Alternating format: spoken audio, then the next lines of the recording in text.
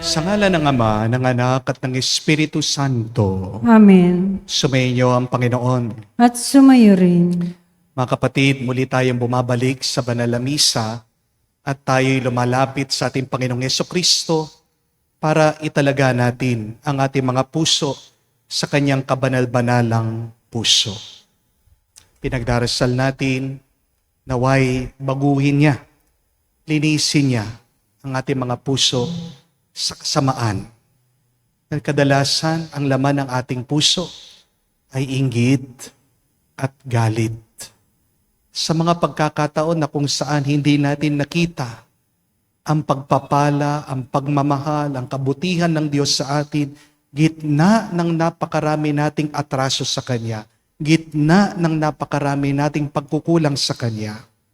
Kapatid, muli tayong magpakumbaba, hilingin natin muli ang Kanyang awa para makita tayong karapat-dapat makatanggap sa mga banal na misteryo. Inaamin ko Sa makapangyarihang Diyos at sa inyong mga kapatid, na lubha akong nagkasala sa isip, sa salita, sa gawa at sa aking pagkukulang. Kaya isinasamo ko sa mahal na Birheng Maria, sa lahat ng mga anghel at mga banal, at sa inyo mga kapatid, na ako'y ipanalangin sa Panginoong ating Diyos. kaawaan tayo ng makapangyarihang Diyos, patawarin tayo sa ating mga kasalanan, patnubayan tayo sa buhay na walang hanggan. Amen. Panginoon, kaawaan mo kami. Panginoon, kaawaan mo kami. Kristo, kaawaan mo kami. Kristo, kaawaan mo kami. Panginoon, kaawaan mo kami. Panginoon, kaawaan mo kami. Manalangin tayo. Ama naming makapangyarihan, sa kadalisayang dulot ngayon ng kusang loob ng pagpapakasakit, pasapitin mo kami ng may wagas na kalooban sa pagdiriwang ng dakilang Pasko ng pagkabuhay. Sa pamagitan ni Jesucristo kasama ng Espiritu Santo, magpa sa walang hanggan. Amen.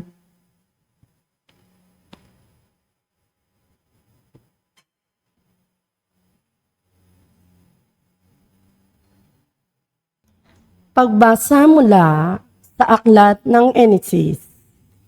Mas mahal ni Israel si Jose kaysa ibang mga anak, sapagkat matanda na nang siya'y isilang.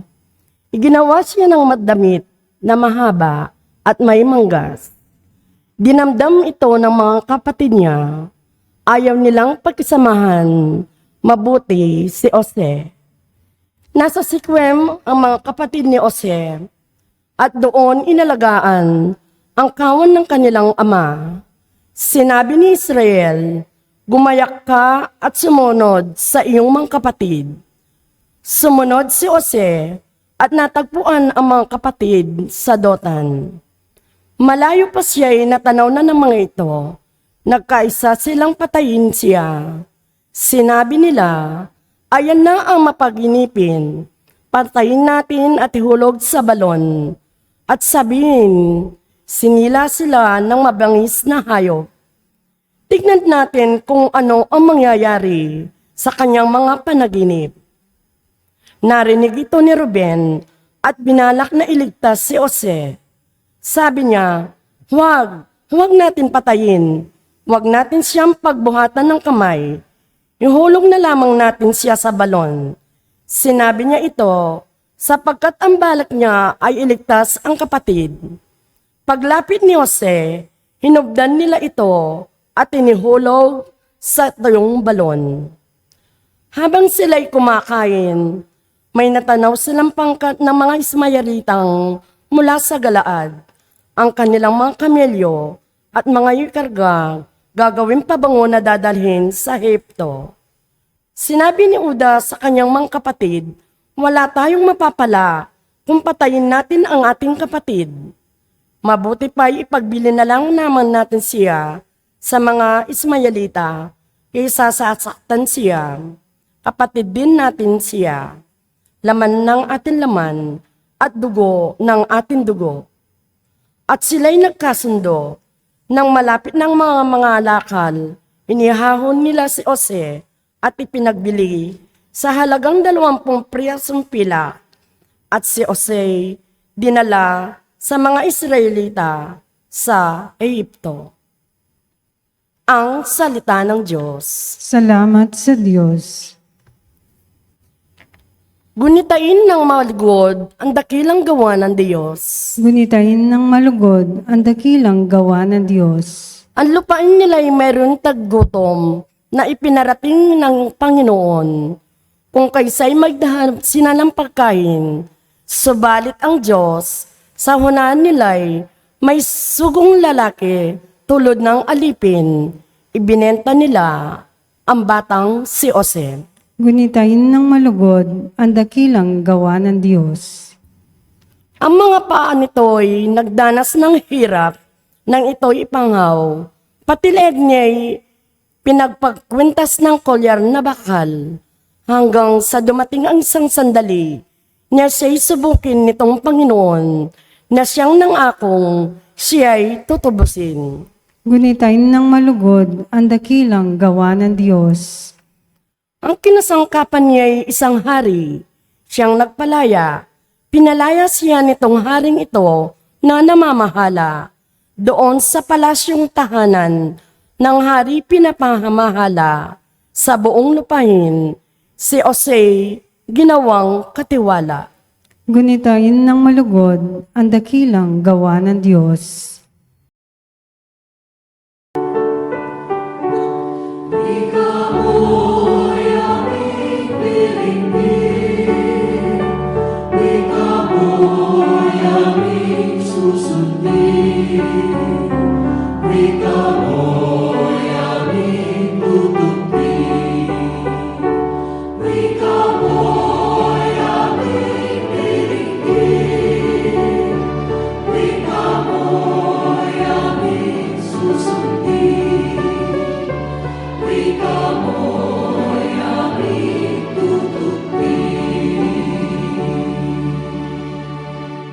Pag-ibig sa sanlibutan ng Diyos ay gayon na lamang kanyang anak ibinigay upang mabuhay kailanman ang nananalig na tunay.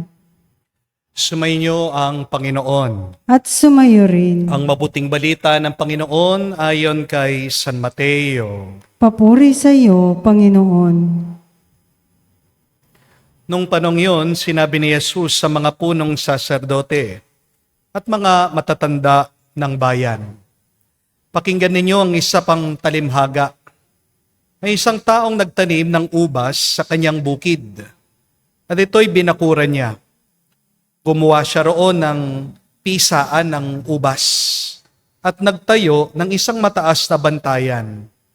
Pagkatapos kanyang iniwan sa mga kasama ng ubasan, at siya'y nagtungo sa ibang lupain. Nang dumating ang panahon ng pitasan, pinapunta ng may-ari ng ubasan ang kanyang mahalipin upang kunin sa mga kasama ang kanyang parte.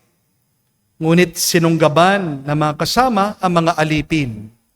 Binugbog nila ang isa, pinatay ang ikalawa, at binato naman ang ikatlo. Pinapunta uli ng may-ari ang mas maraming alipin. Ngunit gayon din ang ginawa ng mga kasama sa mga ito. Sa kuliulihay, pinapunta niya ang kanyang anak na lalaki. Igagalang nila ang aking anak, wika niya sa sarili. Ngunit nang makita ng mga kasama ang anak, sila'y nag-usap-usap. Ito ang tagapagmana. Halika kayo, patayin natin nang mapasa atin ang kanyang mamanahin. Kaya't siya'y sinunggaban nila, nilabas sa ubasan at pinatay. Pagbalik na may-ari ng ubasan, ano kayang gagawin niya sa mga kasamang iyon?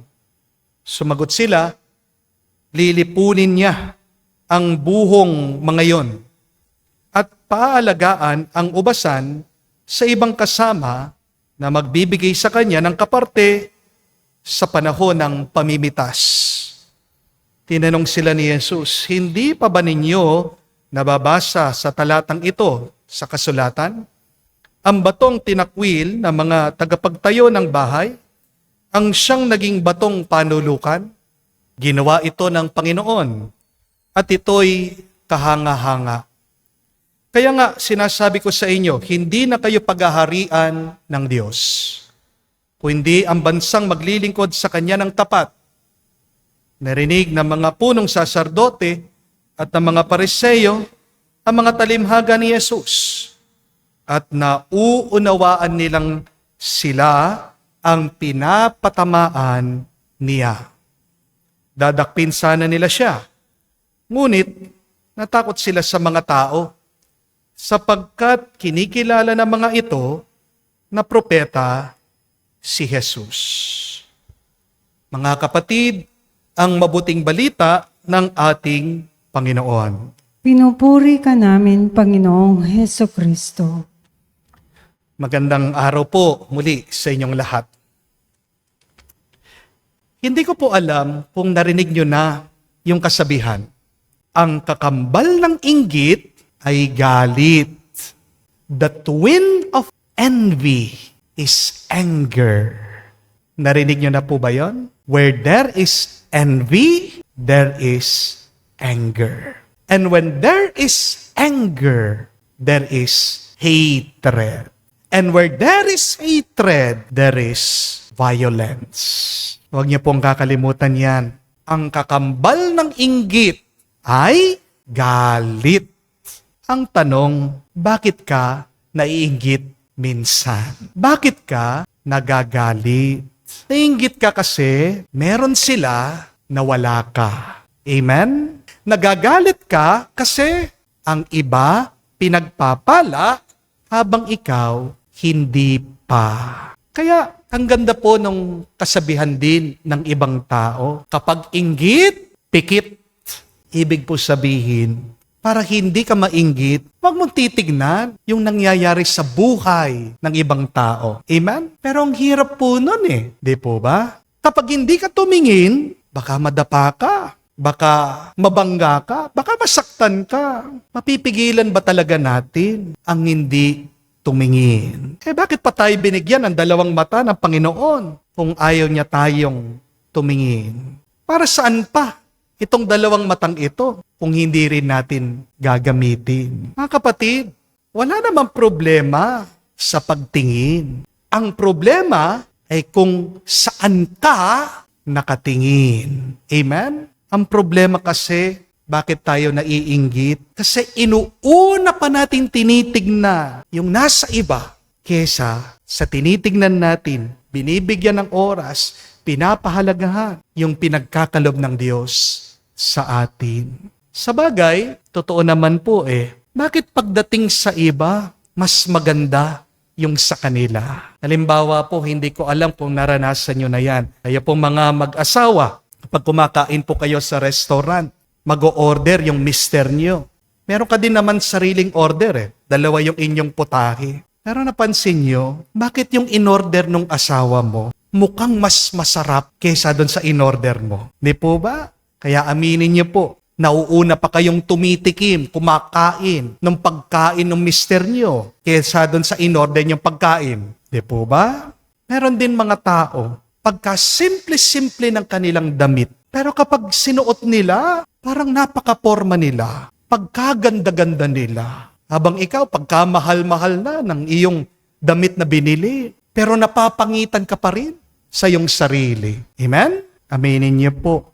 Kapag tumitingin ka sa Facebook, sa feed ng ibang tao, naiinggit ka sa kanila, ano yung sinasabi mo? Buti pa sila nagbabakasyon, buti pa sila kasamang pamilya, buti pa sila may bagong gadget, may bagong sasakyan, buti pa sila masaya. At pagkatapos, magta-type ka pa ng comment, sana all. Yan po ang expression ng mga inggit. Di po ba? Ikaw, nakakalimutan mo lang, nakakapagbakasyon ka din naman. Kasama mo rin naman ang iyong pamilya. Nakakakain ka din naman araw-araw. Wala ka namang sakit, malusog ka.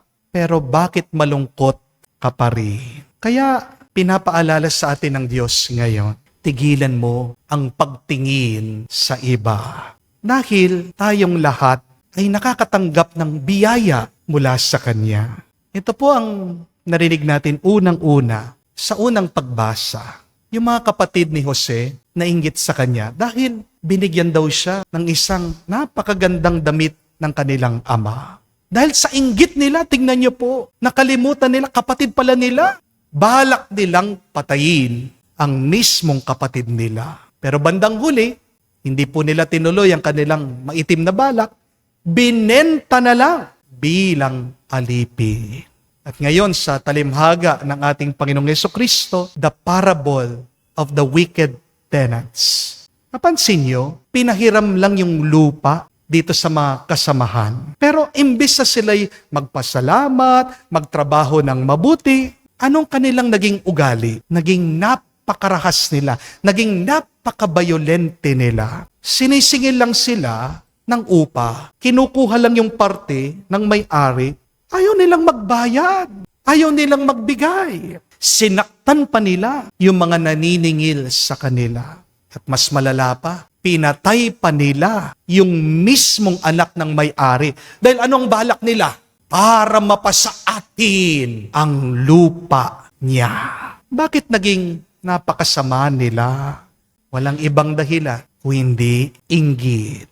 Kasi gusto nila makuha yung hindi naman sa kanila. Pinahiram lang sa kanila, pero bandang huli, inangkin na nila. Parang tayo lang, di po ba? Ang daming pinahiram sa atin ng Diyos.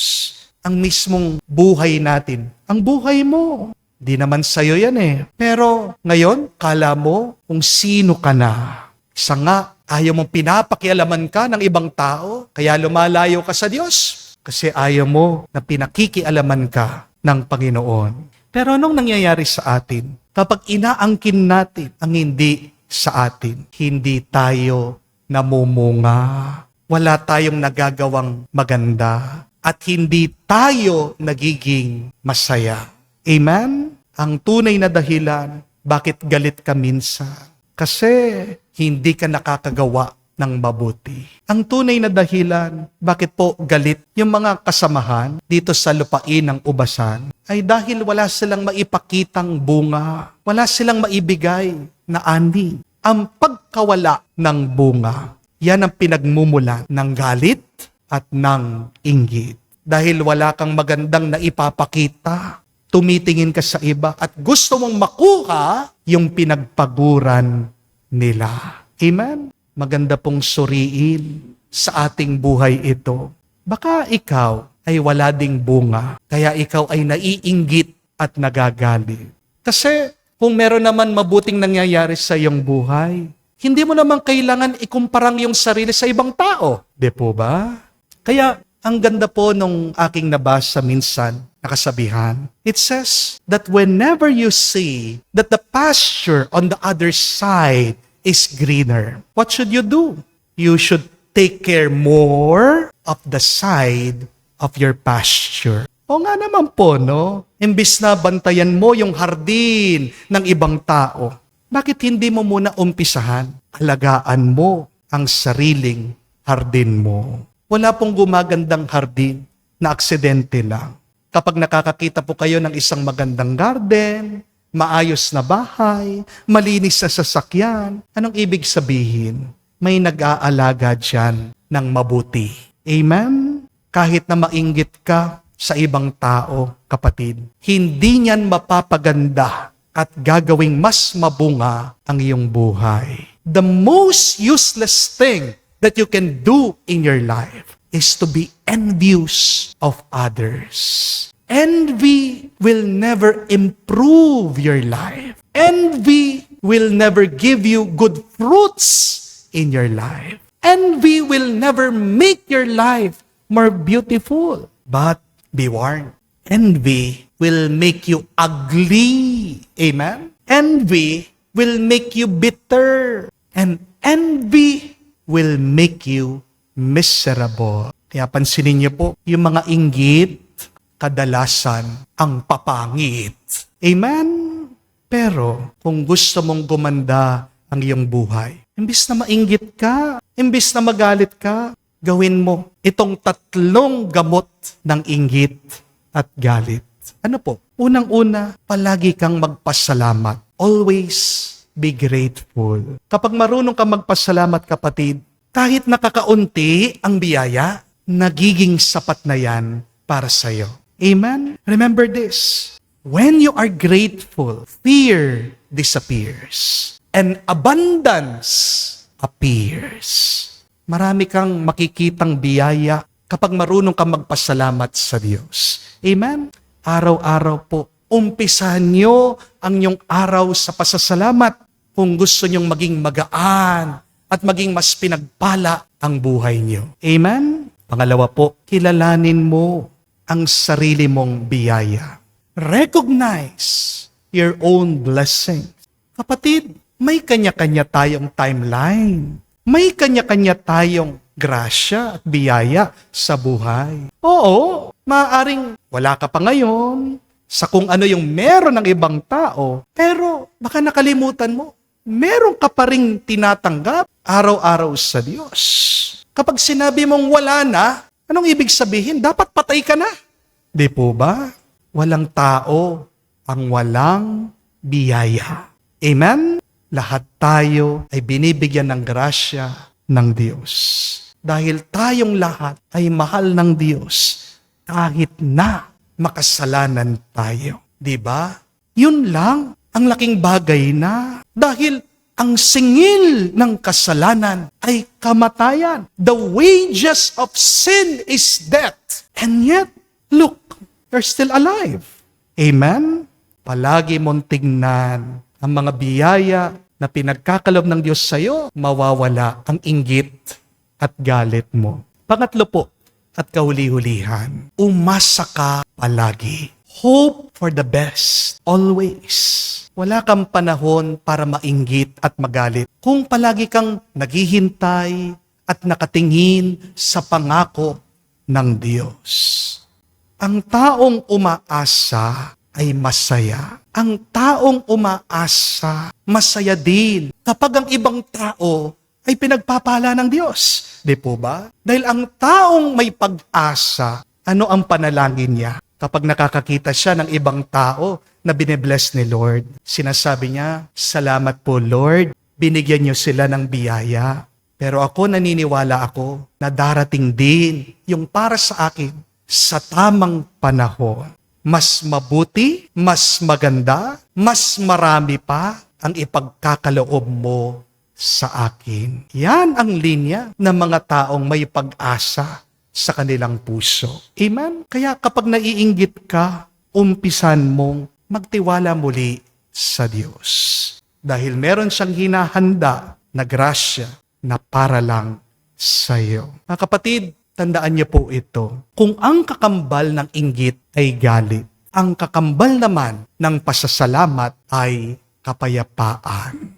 The twin of gratitude is peace. The more that you thank God, the more you will be at peace. Amen? Ang puso na may kapayapaan ay puso na tunay na pinagpapala ng Diyos. Kaya, simulan po natin ngayon. Pag naiinggit na tayo, huwag tayong titingin at magbabad sa buhay ng ibang tao. Pag ikaw ay naiinggit, umpisa na yan. Bumalik ka, tumingin sa Diyos. At sabihin mo sa Panginoon, Lord, salamat po sa kung ano ang meron ako ngayon. At nagtitiwala po ako sa inyo dahil ang pagkakaloob niyo po sa akin, may hinahanda kayong mas magandang biyaya. Pagbutihin mo ang pag-aalaga mo sa buhay na ito. Alay mo palagi sa Diyos ang bunga ng kapaguran mo. Dahil yan ang kinatutuwa, kinagagalak ng Diyos. Pag nakikita niya, hindi mo sinasayang ang iyong buhay at panahon sa masama, mas babasbasan ka pa niya, mas pagpapalain ka pa niya, at ikaw ay iuuwi niya sa buhay na walang hanggan. Amen. Tumayo po tayo. Alay po natin sa Diyos ang ating mga dasal at panalangin. Ating sabihin, Panginoon, dinggin mo kami. Panginoon, dinggin mo kami. Ang Santo Papa naway makatanggap ng liwanag, lakas, at tulong sa kanyang pag-akay sa simbahan sa mga panahong ito ng kahirapan. Manalangin tayo sa Panginoon. Panginoon, dinggin mo kami. Ang ating mga isipan naway mapuspos ng kapayapaan ng Diyos na naghahatid ng walang hanggang kagalakan at walang katapusang kaligayahan. Manalangin tayo sa Panginoon. Panginoon, dinggin mo kami. Sa ating mga sariling buhay, naway makapagbigay tayo ng bunga ng pag-ibig, pagpapatawad, katarungan, at kapayapaan. Manalangin tayo sa Panginoon. Panginoon, dinggin mo kami. Sa katahimikan po ng ating puso, banggitin natin sa Diyos, sabihin natin ang ating mga personal na pangangailangan. Ama naming nasa langit, nagpapasalamat kami sa iyo para sa iyong tapat na pag-ibig. Tulungan mo kaming mapaglingkuran ka ng buong puso at mamuhay ng karapat-dapat sa iyong pagtawag sa amin. Dinadalangin namin ito sa pamagitan ni Kristo, aming Panginoon. Amen.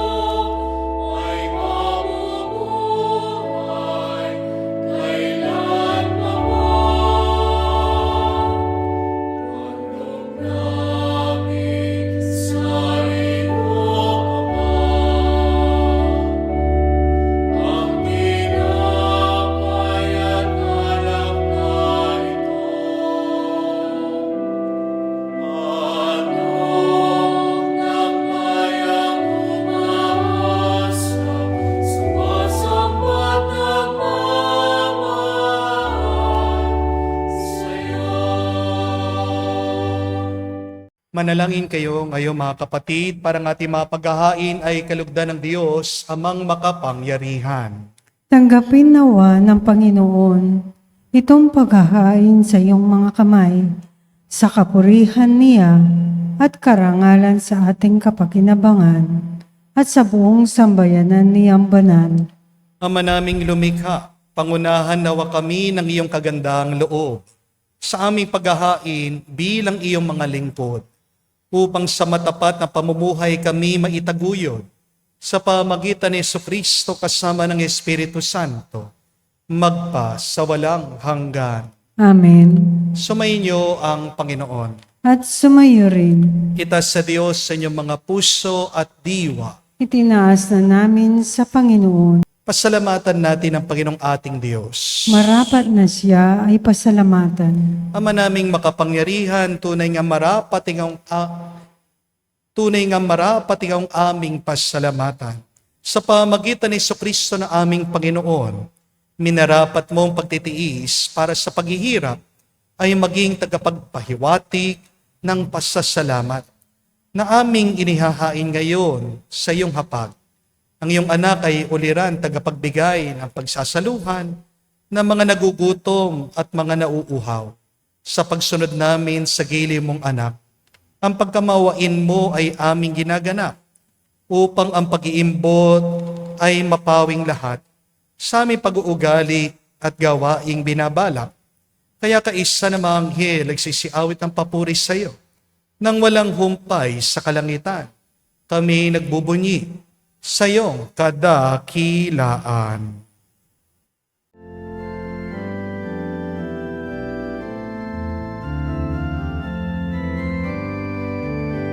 Santo, Santo, Santo, Panginoon Diyos ng mga hukbo, napupuno ang langit at lupa ng kadakilaan mo.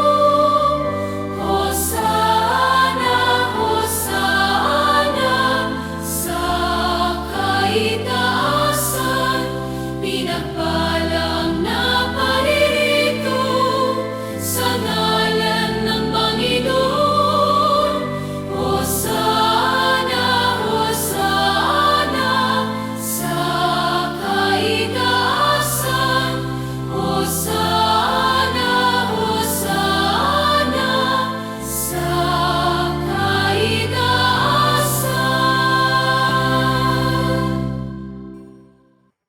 Ama naming banal, ikaw ang bukalanta ng kabanalan, kaya't sa pamagitan ng iyong Espiritu, gawin mong banal ang mga kaloob na ito upang para sa amin maging katawan at dugo ng aming Panginoong Heso Kristo.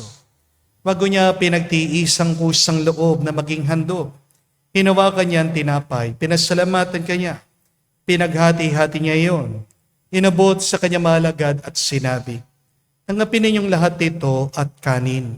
Itong aking katawan na ihahandog para sa inyo."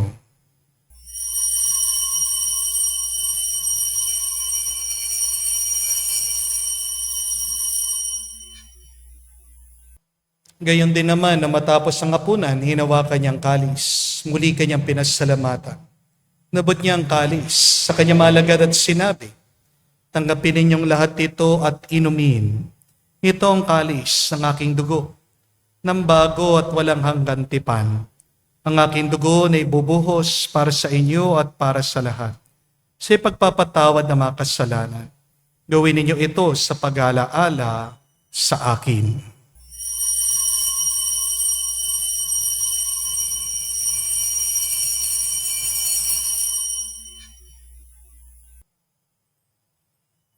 Ang misteryo ng pananampalataya.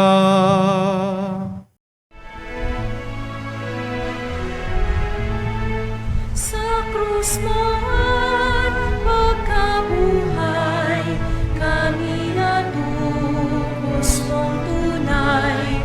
Oong Jesus, naming mahal, iligtas mo kaming tanan, ngayon at magpakailanman. Ama, ginagawa namin ngayon ang pag-alaala sa pagkamatay muling pagkabuhay ng iyong anak. Kaya tinialay namin sa iyo ang tinapay nagbibigay buhay at ang kalis na nagkakaloob ng kaligtasan. Kami nagpapasalamat dahil kami ang minarapat na tumayo sa harap mo para maglingkod sa iyo. Sinasamo namin kami magsalo-salo sa katawan at dugo ni Kristo ay mabuklod sa pagkakaisa sa pamagitan ng Espiritu Santo. Mamalingapin mong iyong simbahan, laganap sa buong daigdig. Puspusin mo kami sa pag-ibig. Kaisa ni Leon ang aming Santo Papa, si Florentino aming Arsobispo, at ng tanang kaparian. Alalahanin mo rin ang aming mga kapatid na nahimlay may pag-asang sila'y muling mabubuhay. Gayon din naman lahat ng mga pumanaw. Kawan mo't sila't patuloyin sa iyong kaliwanagan. Kawan mo't pagindapatin kaming lahat na makasalo sa iyong buhay na walang wakas. Kaisa na mahal na Birhen Maria, Ina ng Diyos. Kaisa ni San Jose ang kanyang malwalhating esposo. Kaisa ng mga apostol at lahat ng mga banal na namuhay dito sa daigdig na kalugod-lugod sa iyo. May pagdiwang nawa namin ang pagpupuri sa ikararangal mo sa pamagitan ng iyong anak, aming Panginoong Jesucristo. Sa pamamagitan ni Kristo, kasama niya at sa Kanya, ang lahat ng parangal at papuri ay sa iyo, Diyos Ama, makapangyarihan, kasama ng Espiritu Santo, magpasawalang hanggan.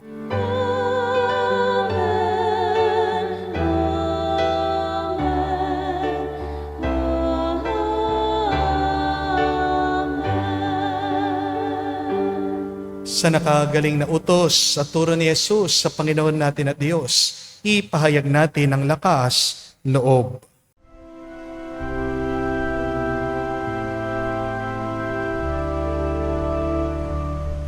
Ama namin, sumasalangit ka, sambahin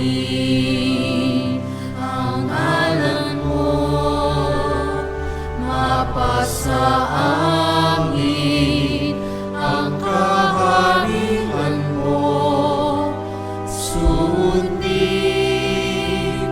ang loob mo dito sa lupa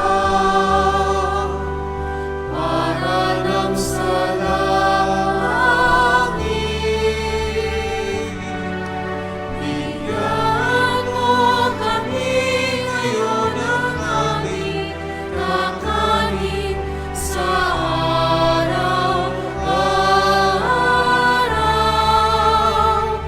At patawarin mo kami sa aming mga sala para nang magpapatawad namin sa nagkakasala sa amin. At huwag mo kaming ipahintulot sa tukso, at iadya mo kami sa lahat ng masama. Hinihiling namin kami, Adya, sa lahat ng masama, pagkalooban ng kapayapaan araw-araw, ligtas sa kasalanan, ilayo sa lahat ng kapahamakan, samantalang aming pinanabikan ang dakilang araw ng pagpapahayag ng tagapagligtas naming si Jesucristo. Sapagkat iyo ang kaharian at ang kapangyarihan at ang kapurihan magpakailanman. Amen. Panginoong Jesucristo, sinabi mo sa mga apostol, kapayapaan ang iniwan ko sa inyo. Ang aking kapayapaan binibigay ko sa inyo. Tungayan mo ang aming pananampalataya at huwag ang aming pagkakasala.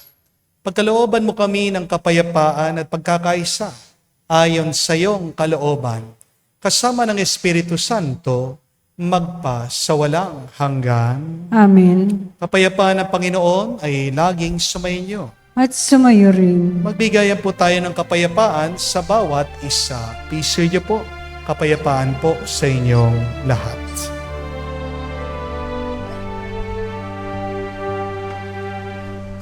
Kordero ng Diyos na nag-aalis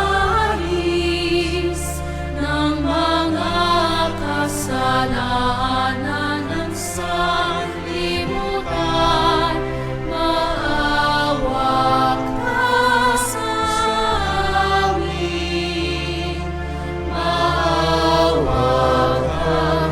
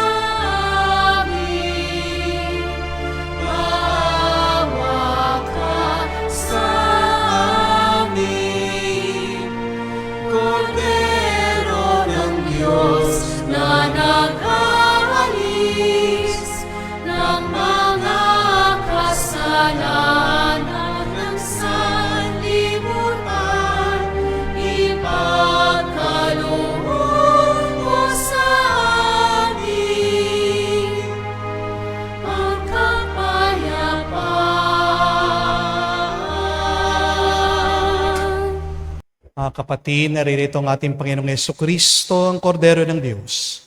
Siya nag-aalis sa mga kasalanan ng sanlibutan.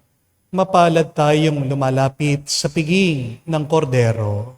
Panginoon, hindi ako karapat-dapat na magpatuloy sa iyo, ngunit sa isang salita mo lamang ay gagaling na ako.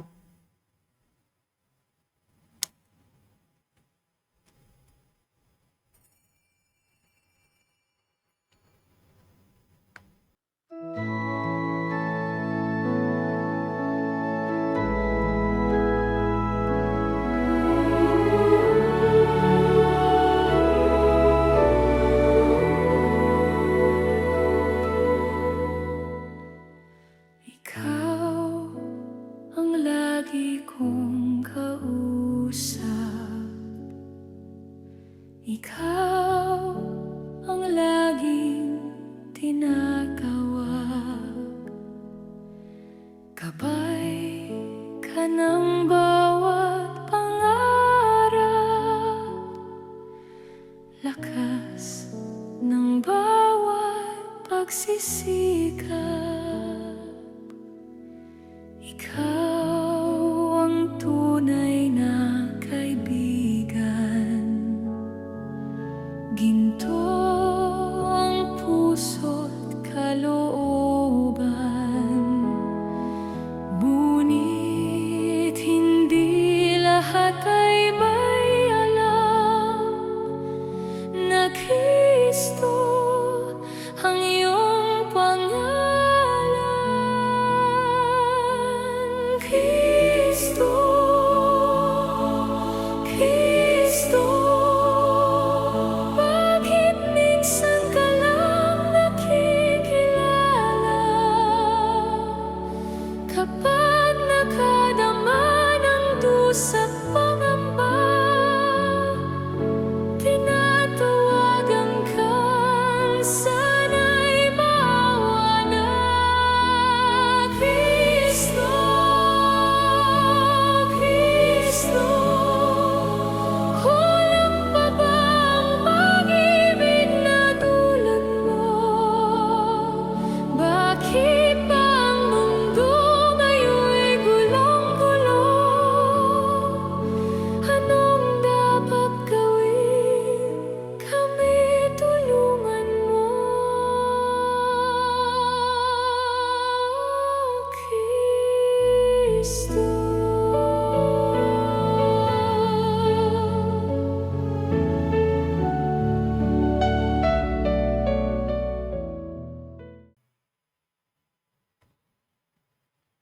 Lumuhod po tayo para sa panalangin sa kabanal-banalang puso ni Jesus. Jesus, Diyos ko, iyong nasabi, humingi at kayo'y bibigyan. Maghanap at matatagpuan ninyo. Pumatok at bubuksan ang pinto para sa inyo. Tungayan mo po akong nakaluhod sa may paanan mo, napupuno na buhay na pananampalataya at tiwala sa iyong mga pangakong pinabatid ng iyong kabanal-banalang puso at sinambit ng iyong mga dila. Narito po ako upang hilingin ito. Sa katahimikan po ng ating puso, sabihin natin sa Diyos ang ating mga personal na pangangailangan sa kabanal-banalang puso ni Jesus.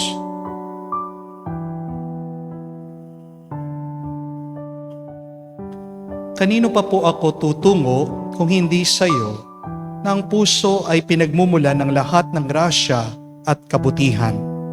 San pa po ako maghahanap o hindi sa baul na naglalaman ng kayamanan ng iyong habag?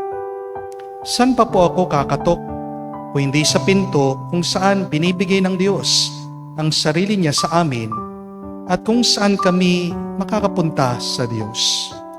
Sa iyo po ako dumudulog, puso ni Jesus. Sa iyo po ako nakakatagpo ng aliw kapag nahihirapan, pagtatanggol kapag inuusig, lakas kapag nabibigatan sa pagsubok, liwanag sa dilim at pagdurusa. Minamahal kong Jesus, maigting po ako naniniwala na kaya mong ipagkaloob ang biyayang aking hinihiling. kailanganin man ito ng isang himala. Naisin mo lamang ito at matutupad ng aking panalangin. Inaamin kong ako'y hindi karapat-dapat sa iyong mga biyaya, ngunit hindi ito dahilan para panghinaan ako ng loob. Ikaw ay Diyos ng habag at hindi mo tatanggihan ang isang pusong nagsisisi. Tingnan mo nawa po ako na may habag at mababatid ng iyong puso ang aking mga kasiraan at kahinaan, ang dahilan upang pagkalooban ang aking mga panalangin. O banal na puso, ano man ang iyong pasya sa aking hiling, hindi po ako titigil na sambahin, ibigin, purihin at pagsilbihan ka. Jesus ko, kalugod mo nawang tanggapin ang pagsasagawa ko ng ganap na pagsang-ayon sa mga atas ng iyong kaibig-ibig na puso, na aking tunay na hinahangad na matupad kasama ng iyong sanlilikha magpakailanman. Kabanal-banalang puso ni Jesus, alam kong may isang bagay na hindi mo kayang gawin, ang mawalan ng habag sa mga naghihirap o nababalisa. Tignan mo po ako, nagmamakaawa po ako.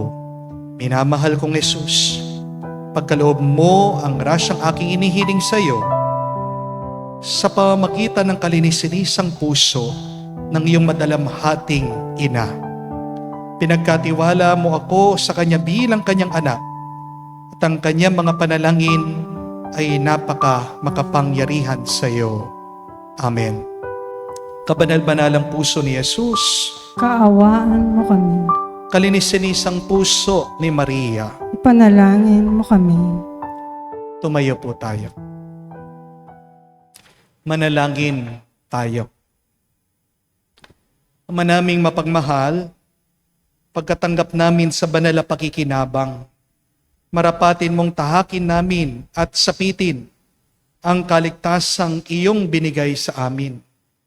Sa pamamagitan ni Jesucristo, kasama ng Espiritu Santo, magpa sa walang hanggan. Amen. Tandaan niyo po, pag kayo'y naiinggit, huwag kayong agad magagalit. Hindi po tama yung kasabihan ng iba.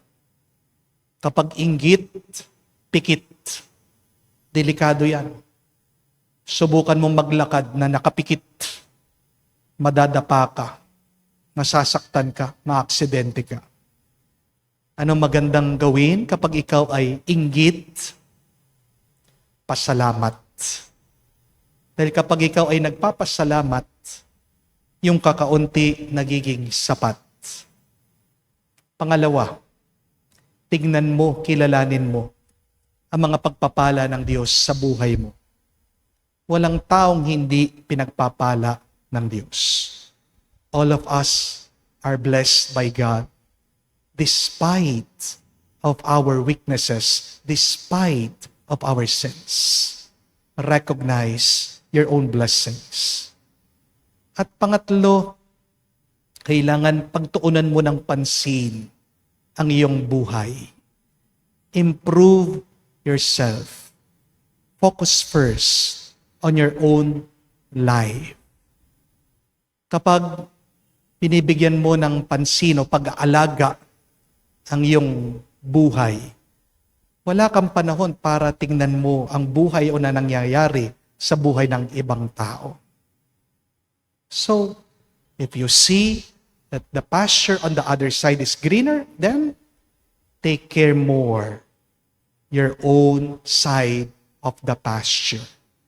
Dahil kapag nakikita ng Diyos, pinapahalagan natin, ginagawa nating mabunga ang ating buhay at inaalay natin sa Kanya, mas dadagdagan pa niya ang ating lakas. Mas dadagdagan pa niya ang grasya natin. Kung ang kakambal ng inggit ay galit, ang kakambal naman ng pasasalamat ay kapayapaan. Anong gusto mong pasalamatan ngayon sa Diyos? Huwag mo nang tignan yung mga masasamang nangyayari sa buhay mo. Huwag mo munang tignan yung nangyayari sa mga katabi mo, sa ibang tao. Meron ka tinanggap na biyaya ngayon. Purihin mo, pasalamatan mo ang Diyos diyan. Sumainyo ang Panginoon. At sumayo rin. At kayo'y basbasan ng Diyos, makapangyarihan sa lahat, sa ngalan ng Ama, ng Anak, ng Espiritu Santo. Amen. Ang ating misa'y natapos na. Pumayo tayo sa kapayapaan ni Kristo. Salamat sa Diyos.